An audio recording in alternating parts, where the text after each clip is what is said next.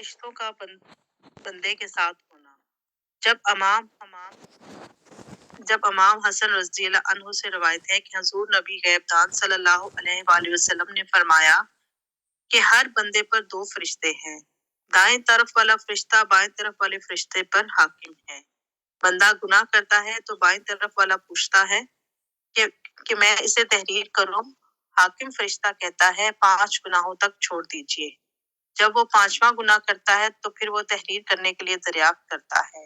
حاکم کہتا ہے کہ ابھی چھوڑ دیجئے حتیٰ کہ وہ کوئی صالح عمل کرے۔ جب وہ صالح عمل کر لیتا ہے تو حاکم فرشتہ کہتا ہے تحقیق ہمیں مطلع کیا گیا ہے کہ ایک نیکی 10 نیکیوں کے برابر ہوتی ہے، لہٰذا ہم ان کی 5 نیکیاں 5 گناہوں کے بدلے باطل کر دیتے ہیں اور اس کی باقی نیکیاں لکھ دیتے ہیں۔ فرمایا کہ اس پر ابلیس فریاد کرتے ہوئے کہتا ہے کہ ایسی صورت میں بنی آدم پر قابو نہیں پا سکتا۔ حضرت فقیہ ابو الحیث سمرقندی رحمۃ اللہ علیہ نے اپنی سند کے ساتھ حضرت سیدنا ابو ہریرہ رضی اللہ تعالی عنہ سے روایت کیا، انہوں نے کہا ایک شب حضور نبی پاک صلی اللہ علیہ وآلہ وسلم کے ساتھ عشاء کی نماز ادا کر کے نکلا تو دیکھا کہ ایک عورت راستہ میں نقاب اوڑھے کھڑی ہے۔ عورت نے کہا اے ابو ہریرہ میں نے بہت بڑا گناہ کیا ہے، میں توبہ کر سکتی ہوں؟ یعنی میری توبہ کو شرف قبولیت حاصل ہو سکتا ہے؟ میں نے کہا تیرا وہ گناہ کون سا ہے؟ اس نے کہا میں نے زنا کیا اور ناجائز بچے کو قتل کیا۔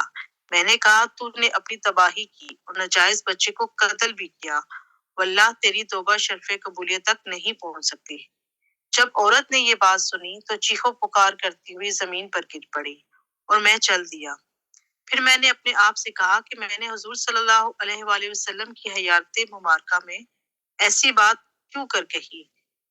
پھر اگلے دن صبح سویرے میں حضور صلی اللہ علیہ وآلہ وسلم کی بارگاہ اقدس میں حاضر ہوا اور عرض کیا یا رسول اللہ صلی اللہ علیہ وآلہ وسلم، رات کو ایک عورت نے مجھ سے یہ سوال کیا تھا اور میں نے ایسا جواب دیا تھا۔ حضور نبی صلی اللہ علیہ وآلہ وسلم نے یہ سن کر انا للہ و انا الیہ راجعون پڑھا اور فرمایا اے ابو ہریرہ تو خود بھی ہلاک ہوا اور اسے بھی ہلاک کیا، کیا تو اس آیت کریمہ سے واقف نہیں ہے؟ وہ لوگ جو اللہ کے سوا کسی دوسرے کی عبادت نہیں کرتے اور نہ ہی اسے ناحق قتل کرتے ہیں، جن کے قتل کرنے کو اللہ نے حرام قرار دیا ہے، اور نہ ہی وہ زنا کرتے ہیں، اور جو ایسا کرتا ہے وہ گناہ کی کھائی میں جا پڑا۔ محشر کے روز اس کے لیے دگنا گناہ ہے اور اس میں ذلیل ہو کر رہے گا۔ یہ وہ لوگ ہیں جن کی برائیوں کو اللہ نیکیوں سے بدل دے گا اور اللہ غفور الرحیم ہے۔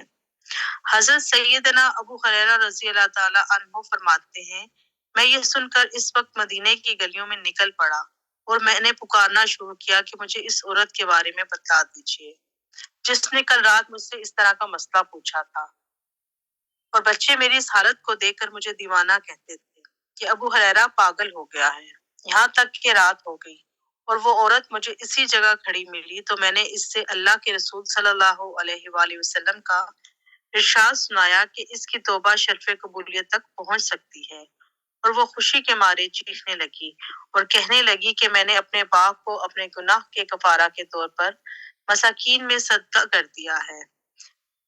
نیز آیت کریمہ الا من تاب وآمن وعمل اعمالا صالحا کے تحت علماء فرماتے ہیں کہ جب بندہ توبہ کرتا ہے تو اس کے پہلے گناہ نیکیاں بن جاتے ہیں۔ حضرت سیدنا عبداللہ بن مسعود رضی اللہ عنہ سے روایت ہے کہ قیامت کے روز انسان اپنے اعمال نامے کے آغاز میں گناہ اور آخر میں نیکیاں دیکھے گا، اور جب پھر ابتدائی کتاب میں دیکھے گا تو سب کی سب نیکیاں ہی دیکھے گا، برائیاں مٹ جائیں گی۔ حضرت ابو ذر غفاری رضی اللہ تعالی عنہ سے بھی ایسی ہی روایت ہے۔ بعض علماء کرام نے اس آیت کریمہ کا یہ مطلب بھی لیا ہے کہ وہ برے عمل سے نیک عمل کی طرف رجوع کر لیتا ہے اور وہ اللہ کی توفیق سے برے عمل کی جگہ نیک عمل کرنے لگتا ہے۔ ارشاد باری تعالیٰ ہے اللہ تعالیٰ کا یہی مطلب ارشاد باری تعالیٰ ہے کہ یہی مطلب ہے اے میرے برادر، جاننا چاہیے کہ یہ گناہ کفر سے بڑھ کر نہیں ہے۔ آپ کفار سے فرما دیجئے اگر وہ رک جائیں تو ان کے پہلے گناہ بخش دیجئے جائیں، تو پھر کفر سے چھوٹے درجے کے گناہوں کے بارے میں تیرا کیا خیال ہے؟ وما علینا الا البلاغ المبین. آمین.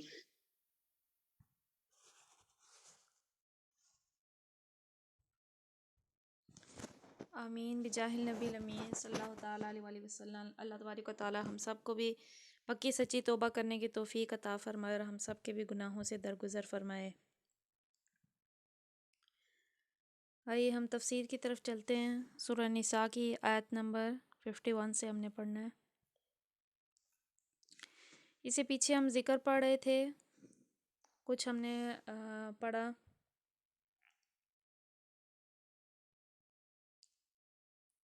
کہ جس میں ہم نے شرک کے حوالے سے پڑھا تھا. تو کوئی بتائے گا کہ ہم نے کیا پڑھا تھا شرک کے حوالے سے؟ جی یہ پڑھا تھا کہ اللہ شرک کو معاف نہیں کرتا، اس کے علاوہ جو بھی گناہ ہو تو وہ اللہ معاف کر سکتا ہے، لیکن اگر کسی کو شریک ٹھہرایا جائے تو اس میں کوئی معافی نہیں ہے. ٹھیک ہے. ہم نے شرک کے بارے میں پڑھا تھا کہ کتنا بڑا گناہ ہے کہ باقی لوگ جو ہیں کتابیں بھی مانتے ہیں، اہل کتاب بھی ہیں، شاید وہ نیکیاں بھی کرتے ہوں، صدقے خیرات بہت ساری نیکیاں کرتے ہوں، لیکن چونکہ وہ شرک کرتے ہیں اللہ تعالیٰ کے ساتھ، اس کی ذات میں یا اس کی صفات میں یا کسی نہ کسی طرح سے اس کی وحدانیت میں وہ شرک کرتے ہیں، تو اس وجہ سے وہ اس گناہ میں وہ کی سزا میں وہ مارے جائیں گے قیامت کے دن. تو اس لیے بار بار دعوت دی جاتی ہے لا الہ الا اللہ کی کہ ایک اللہ پر ایمان لے آؤ. آج ہم نے آیت نمبر 51 پڑھنی ہے. اعوذ باللہ من الشیطان الرجیم. بسم اللہ الرحمن الرحیم. ألم تر إلى الذين أوتوا نصيبا من الكتاب يؤمنون بالجبت والطاغوت ويقولون للذين كفروا هؤلاء أهدى من الذين آمنوا سبيلا. علم تری الی الذین، کیا تم نے نہیں دیکھا ان لوگوں کی طرف جو اوتوا نصیبا من الکتاب، جنہیں دیا گیا تھا ایک حصہ کتاب سے، یؤمنون بالجبت، وہ مانتے ہیں بتوں کو، والطاغوت اور سرکش شیطان کو، ویقولون للذین کفروا، اور کہتے ہیں جن لوگوں نے کفر کیا، ہؤلاء، یہ لوگ، اہدی، راہ راست پر، من الذین، ان لوگوں سے جو آمنو، ایمان لائے، سبیلا، راہ پر. کیا تم نے ان لوگوں کی طرف نہیں دیکھا جنہیں کتاب کے علم میں سے کچھ حصہ دیا گیا تھا؟ ان کا حال یہ ہے کہ جبت اور طاغوت کو مانتے ہیں اور کافروں کے متعلق کہتے ہیں کہ ایمان لانے والوں سے تو یہی زیادہ صحیح رستے پر ہیں. اب جو ہے اہل کتاب کون ہیں؟ اہل کتاب وہ ہیں، دیکھیے کہ جو مدینہ کے ارد گرد، آپ تھوڑا سا اندازہ لگائیں کہ ہم نے پڑھے کہ یہودی بہت زیادہ تھے وہاں پہ، اہل کتاب تھے، وہ جانتے تھے کہ آخری نبی آنے ہیں، کتاب کے بارے میں وہ جانتے تھے، نبی اور رسولوں کے بارے میں جانتے تھے، احکام جیسے شریعت کے ہوتے ہیں اس کے بارے میں جانتے تھے. اس کی نسبت جو مکے کے لوگ تھے وہ کیونکہ بت پرست تھے، وہ مشرک تھے، وہ تھوڑا جانتے تھے، اہل کتاب زیادہ جانتے تھے. لیکن کیا بتایا گیا ہے کہ کیا تم نے ان لوگوں کو نہیں دیکھا جنہیں کتاب کے علم میں سے کچھ حصہ دیا گیا تھا لیکن وہ جبت اور طاغوت کو مانتے ہیں. آئیے سنتے ہیں کہ جبت کسے کہتے ہیں. جبت کے اصل معنی بے حقیقت، بے اصل، بے فائدہ چیز کے ہیں. اسلام کی زبان میں جادو، کہانت، جوتش، فال گیری، جادو ٹونے ٹونکے، شگون، مہورت اور تمام دوسری وہمی و خیالی باتوں کو جبت سے تعبیر کیا جاتا ہے. چنانچہ حدیث میں آیا ہے الیاقہ والطریق، یعنی اس کا ترجمہ پڑھ لیتے ہیں، جانوروں کی آوازوں سے فال لینا، زمین پر جانوروں کے نشانات، قدم سے شگون لینا، شگون نکالنا اور فال گیری کے دوسرے طریقے، سب جبت کا مفہوم وہی ہے جسے ہم اردو زبان میں اوہام کہتے ہیں اور جس کے لیے انگریزی زبان میں سپرسٹیشیس کا لفظ استعمال کیا جاتا ہے. یعنی کیا ہے، کوئی بھی آپ جو ہے فال جیسے لوگ نکالتے ہیں جس میں ڈفرینٹ چیزیں لکھی ہوتی ہیں، آپ اسے نکالنا چاہتے ہیں میرے ساتھ فیوچر میں کیا ہوگا یا کیا ہونے والا ہے.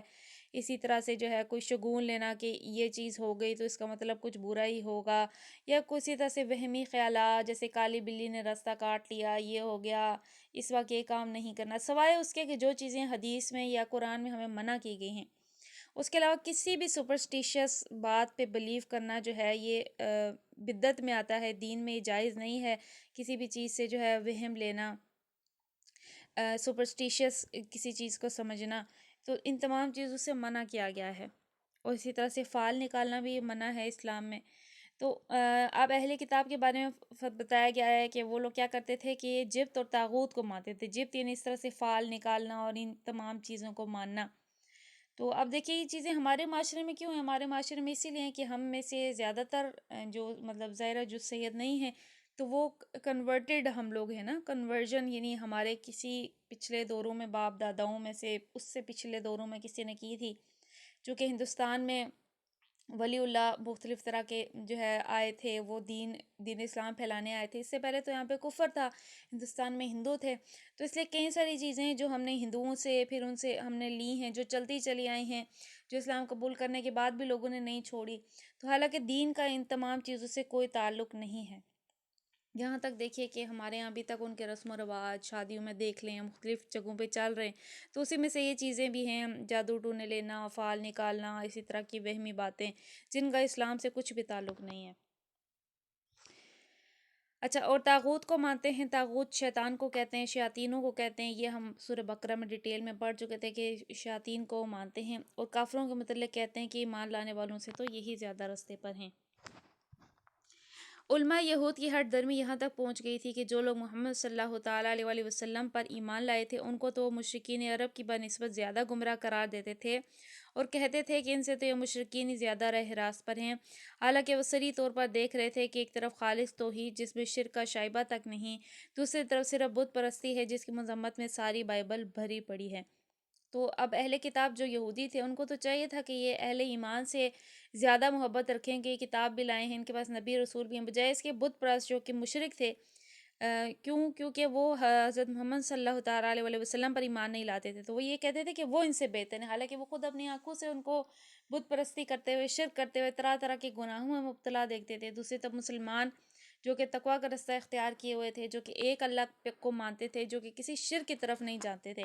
دیکھیے اسلام کی دعوت کا جو کور ہے نا، کور وہ ہے شرک سے بچنا. لا الہ الا اللہ، سب سے پہلا حصہ یہ ہے کلمہ، اور پھر اس کے بعد دوسرا حصہ ہے محمد رسول اللہ، ان کو اللہ کا نبی و رسول مان لیا جائے.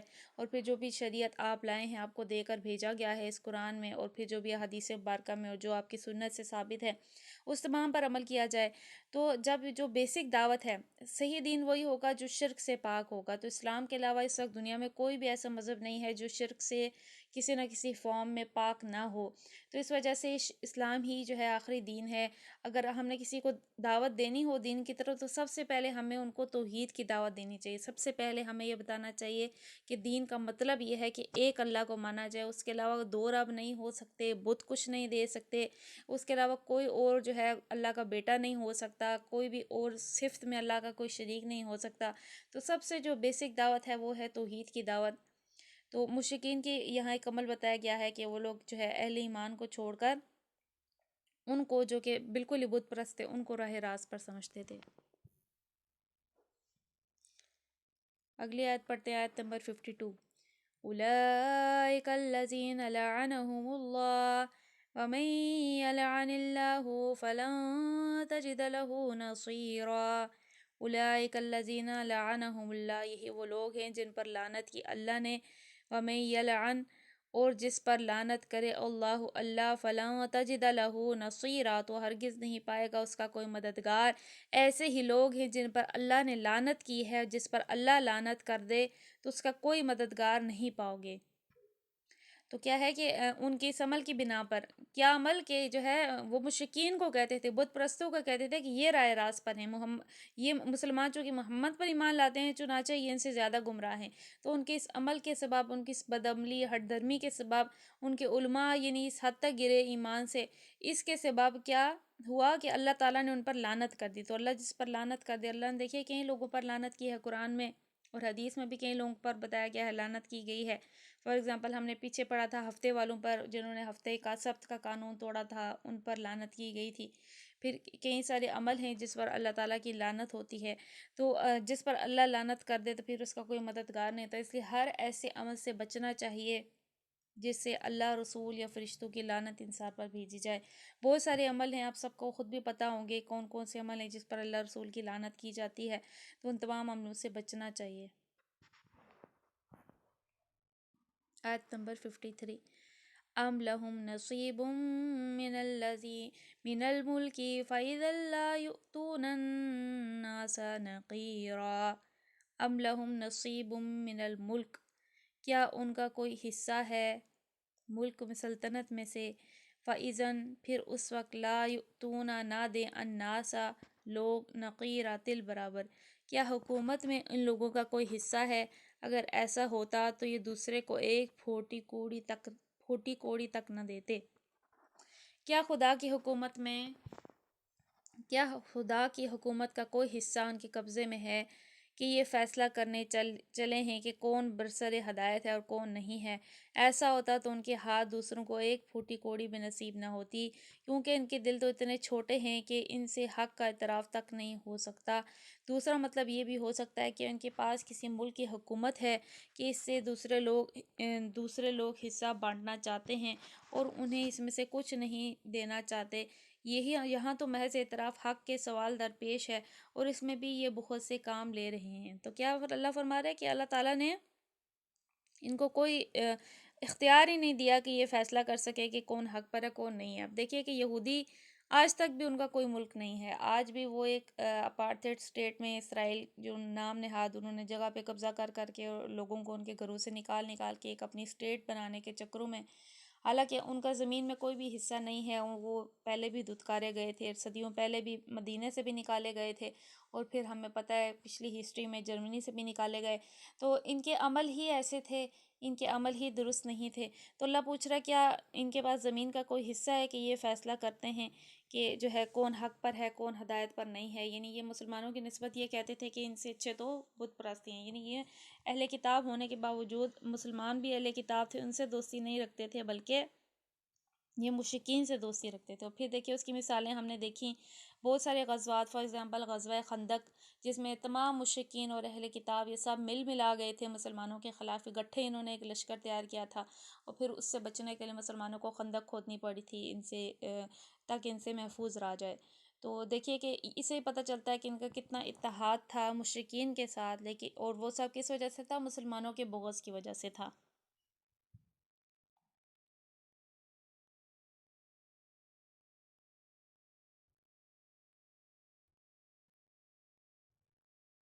ایک اور آیت کی ہم تفسیر پڑھ لیتے ہیں، آیت نمبر 54۔ ام يحسدون الناس على ما آتاهم الله من فضله فقد آتينا آل إبراهيم الكتاب والحكمة وآتيناهم ملكا عظيما۔ ام يحسدون الناس، یا وہ حسد کرتے ہیں لوگوں سے، علی ما آتاہم اللہ، جو اللہ تعالیٰ نے انہیں دیا ہے، من فضلہ اپنے فضل سے، فقد آتینا سو ہم نے دیا، آل ابراہیم آل ابراہیم کو، الکتاب والحکمہ کتاب اور حکمت، وآتیناہم اور انہیں دیا، ملکا عظیما بہت بڑا ملک۔ یا یہ دوسروں سے اس لیے حسد کرتے ہیں کہ اللہ نے انہیں اپنے فضل سے نواز دیا ہے۔ اگر یہ بات ہے تو انہیں معلوم ہو کہ ہم نے تو ابراہیم کی اولاد کو کتاب اور حکمت عطا کی اور ملک عظیم بخش دیا۔ یعنی یہ اپنی نااہلی کے باوجود اللہ کے جس فضل اور جس انعام کی آس لگائے بیٹھے ہیں، اسے جب دوسرے لوگ سرفراز کر دیے جاتے ہیں، یعنی کیا اب اس سے کون سا فضل مراد ہے؟ کسی کو اس سے سمجھ آئیے کہ کون سا اس سے فضل مراد ہے؟ ہم نے اس بارے میں کافی پڑھا ہے ڈیٹیل میں کہ یہودی کیا ایکسپیکٹ کرتے تھے۔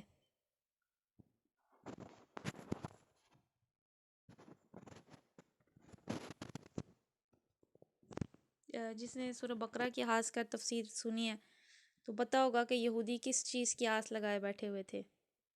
ارم آپ کو یاد ہے؟ جی وہ سمجھتے تھے کہ مطلب وہ حق پہ ہیں اور اللہ تعالیٰ ان کے ساتھ برا نہیں کرے گا، ان کو جنت میں ہی دے گا کہ نہیں، ایک آس وہ یہ لگائے بیٹھے تھے کہ جو آخری رسول آئے گا وہ ان میں سے آئے گا۔ تو ایک جو یعنی دنیا کی جو ہے دنیا کی امامت جیسے پہلے انہیں عطا کی گئی تھی جب وہ نبیوں رسولوں میں سے، دیکھیے کہ قوم جب حضرت عیسیٰ ان میں تھے، پھر پچھلے سارے پیغمبر ان میں سے بھیجے گئے، دنیا کی جو ہے نا امامت کا منصب انہیں دیا گیا تھا، تو وہ خود آس لگائے بیٹھے تھے کہ ہم میں سے عنقریب، وہ مدینے میں بھی کہتے تھے یہی کہ ہمیں جو ہے عنقریب آخری نبی ملیں گے۔ لیکن جب آخری نبی جو ہے امیوں میں سے ہوئے عربیوں میں سے ہوئے تب جو ہے انہیں اس سے بہت زیادہ مسئلہ ہوا کہ یہ نعمت جو ہے ہمیں کیوں نہیں ملی۔ تو اسے جب دوسرے روز لوگ سرفراز کر دیے گئے اور عرب کی امیوں میں سے ایک عظیم الشان نبی کا ظہور، یعنی نبی امی تھے، عربی عربی تھے، ٹھیک ہے، اہل کتاب ان میں سے نہیں تھے، بنی اسرائیل میں سے نہیں تھے۔ تو اب کیا ہے کہ جب ان میں سے نبی ہوئے، عرب کی امیوں میں سے ایک عظیم الشان نبی کے ظہور سے روحانی و اخلاقی و ذہنی و عملی زندگی پیدا ہو گئی، جس کا نتیجہ عروج و سربلندی ہے، تو اب یہ اس پر حسد کر رہے ہیں اور یہ باتیں اسی حسد کی بنا پر ان کے منہ سے نکل رہی ہیں۔ یعنی کیا ہے کہ چونکہ ان کو کتاب نہیں عطا ہوئی، آخری نبی ان میں سے نہیں ہوئے، حالانکہ ان کو تمام نشانیاں بھی معلوم تھی، حالانکہ ہمارے نبی بھی جو ہے حضرت ابراہیم کی آل میں سے تھے، حضرت ابراہیم کے بعد حضرت اسماعیل کی آل میں سے تھے، اس کے باوجود چونکہ وہ بنی اسرائیل میں سے نہیں تھے تو اس لیے ان کو بہت زیادہ اس سے پرابلم ہوئی اور یہ لوگ اس بات کو قبول نہیں کر سکے۔ یعنی اللہ تعالیٰ نے پوچھا کہ کیا یہ اس وجہ سے حسد کرتے ہیں کہ اللہ نے انہیں اپنے فضل سے نواز، یعنی مسلمانوں کو اپنے فضل سے نواز دیا؟ اگر یہ بات ہے تو انہیں معلوم ہونا چاہیے کہ ہم نے تو ابراہیم کی اولاد کو کتاب اور حکمت عطا کی اور ملک عظیم دیا۔ یعنی ملک عظیم سے مراد دنیا کی امامت اور رہنمائی اور اقوام عالم پر قائدانہ اقتدار ہے، جو کتاب اللہ کے علم پانے اور اس علم و حکمت کے مطابق عمل کرنے سے لازماً حاصل ہوتا ہے۔ تو کیا ہے کہ دنیا کی امامت مسلمانوں کو حاصل ہوئی، اور مسلمانوں سے پہلے جیسے بتایا گیا ہے کہ حضرت ابراہیم علیہ السلام کے بارے میں کہ اللہ تعالیٰ نے ان کو دنیا میں جو ہے نہ صرف ملک عطا کیا تھا بلکہ امامت یعنی دنیا کے رہنمائی کا منصب بھی دیا تھا۔ تو یہ اللہ کا فضل ہوتا ہے، دیکھیے اللہ جس کو چاہے دے۔ ایون جو مشرکین عرب تھے ان میں بھی یہ جو ہے شرطیں لگ گئی تھی کہ بنو ہاشم میں سے کیوں آ گیا، ہم میں سے ہو جائے، قریش میں سے ہو جاتا ہے، یا فلاں قبیلے میں سے فلاں میں سے ہو جاتا، ابو جہل ہو جاتا، یعنی وہ اس طرح سے خود سے یہ چیزیں ڈیوائڈ کرنے کی کوشش کرتے تھے کہ ہم میں سے یہ سردار ہے، اس کو مل جاتا ہے۔ اسی طرح سے اہل کتاب بھی سوچتے تھے کہ ہم میں سے آخری نبی ہوا، حالانکہ اللہ کا فضل ہوتا ہے، اللہ نے جس کو چاہا چن لیا، اللہ نے تمام دلوں کی طرف دیکھا اور اپنے حبیب سے بڑھ کے پاکیزہ کسی دل کو نہیں پایا، تو آپ کو اللہ تعالیٰ نے جو ہے کتاب اور نبوت اور حکمت عطا کی اور آپ کو آخری نبی کا منصب عطا کیا۔ تو یہ اللہ کا فضل ہوتا ہے، اور اس میں یہ کہ اللہ تعالیٰ بہتر جانتا ہے کہ کہاں جو ہے اپنی ہدایت رکھے اور کہاں جو ہے اپنی کتاب کس پہ اتارے۔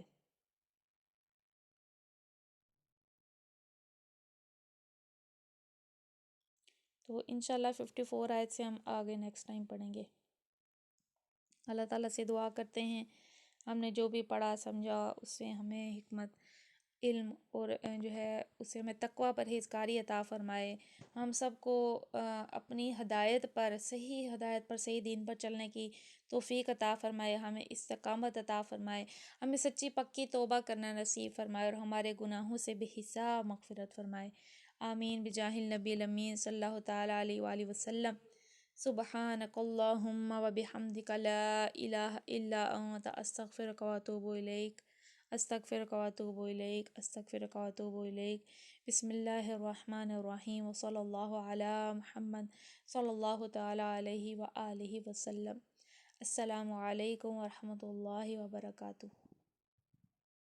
وعلیکم السلام ورحمۃ اللہ وبرکاتہ۔